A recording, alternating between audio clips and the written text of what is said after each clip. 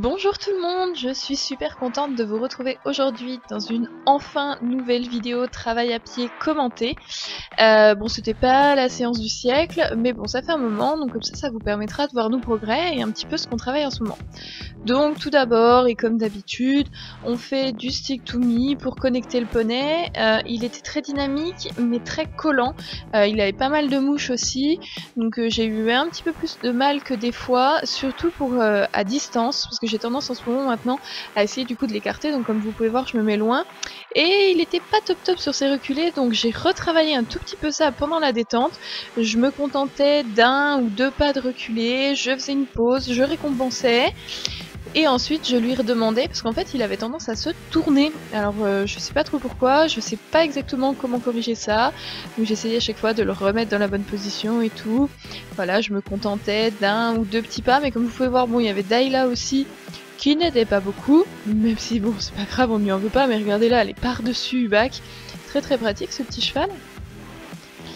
Par la suite, on a vérifié que le bridge qu'on avait mis en place pendant le stage de David Lichman fonctionnait toujours, donc c'est-à-dire que je disais à Ubac bien et qu'il devait réagir en se tournant vers moi, mais sans quémander la friandise. C'est pour ça que je repousse la tête, et c'est au moment où je dis bien et qu'il tourne la tête qu'il a le droit à son moment, juste pour qu'il comprenne que c'est vraiment le mot associé à la friandise. Comme vous pouvez voir là, il regarde pas, je lui dis bien, il tourne la tête, il a son moment.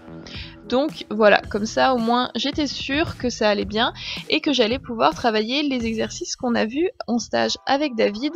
Donc on va faire déjà le boomerang. Alors par contre je n'avais pas de plot pour faire le boomerang, donc comme vous allez pouvoir voir, j'utilise mon spray à mouche qui est très petit, donc il n'est pas forcément la chose la plus pratique, surtout visuellement, mais qui va bien quand même. Donc tout d'abord je lui demande en étant tout proche, donc je l'envoie derrière et je le rappelle. Bon, les rappels c'est pas quelque chose de très compliqué, c'est plutôt l'envoi qui nous pose problème normalement. Donc là, plutôt contente, on était proche, il a fallu qu'il comprenne, et surtout comme il visualise pas, je pense que c'est plus dur, mais à la fois si on y arrive c'est pas mal. Et comme vous pouvez voir là, je l'ai fait reculer parce qu'il avait tendance à beaucoup me rentrer dedans, donc j'ai passé beaucoup de temps à le faire reculer, et des fois pas assez au final, je me rends compte en regardant la vidéo. Donc là, l'envoi est un peu mieux et le rappel est toujours vraiment bien. Il a vraiment des rappels très dynamiques, il revient super bien, donc il a le droit à être récompensé. Et comme vous voyez, il me rentre un peu dedans encore une fois.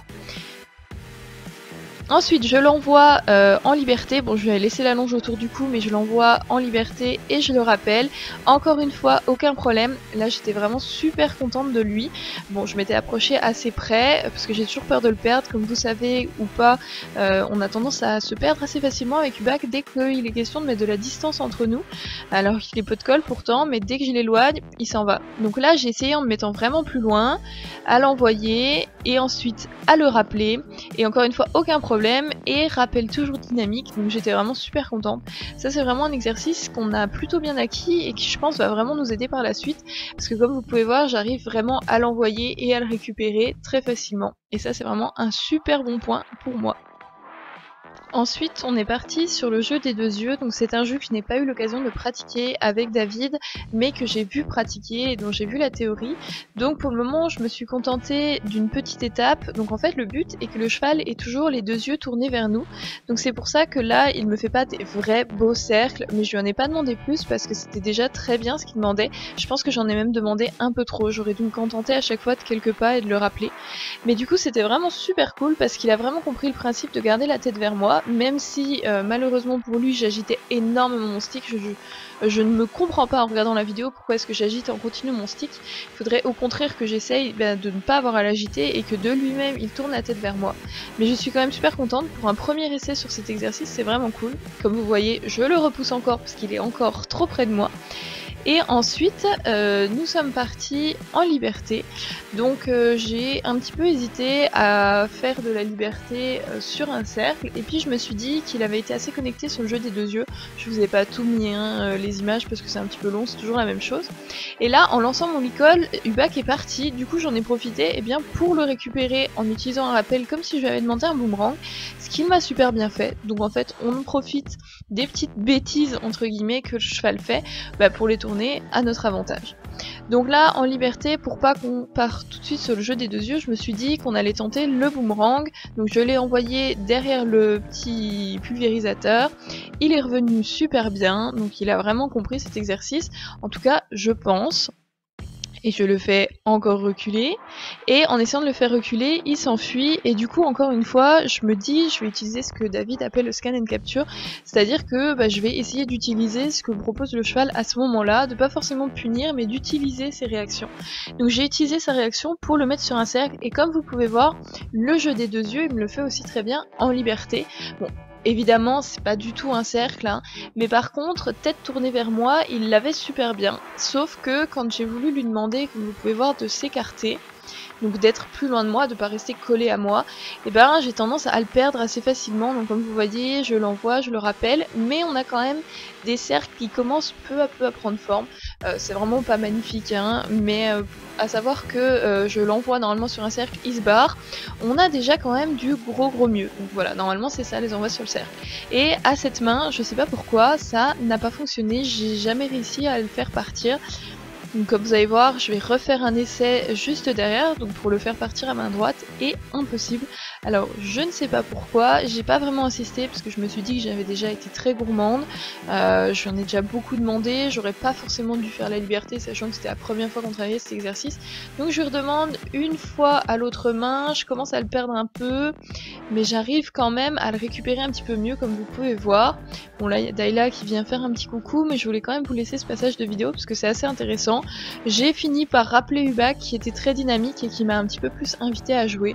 Du coup je me suis dit bon, on a déjà bien travaillé, je pense que ça va être le moment où on va pouvoir commencer à s'amuser un petit peu. Il demandait que ça depuis le début, donc pourquoi pas, on court un peu, on fait du stick to me, je lui demande de l'immobilité puis de me suivre. Comme vous pouvez voir, il a vraiment des départs hyper dynamiques, ça c'est vraiment super agréable maintenant. J'ai vraiment l'impression qu'il s'amuse avec moi, vous voyez il a les oreilles en avant, il fait des petits coups de dos et tout, enfin vraiment super agréable. Ensuite je lui demande un exercice qu'il aime beaucoup mais ça faisait longtemps que je lui avais pas demandé et ça se voit, donc c'est le reculer par aspiration, et il a eu un tout petit peu de mal quand même à se mettre dedans. Bon il me le fait bien mais il m'en a fait des bien mieux que ça, bien plus dynamique. Là c'était pas trop son truc.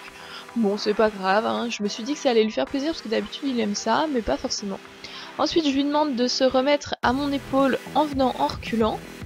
Donc ça c'est un truc qu'on a commencé à travailler il y a pas longtemps et qui est plutôt sympa, je me suis dit que ça varie un peu. Donc voilà, il le fait plutôt bien aussi, hein, comme vous pouvez voir, c'est pas non plus trop compliqué, sachant qu'il est en liberté, c'est quand même pas mal.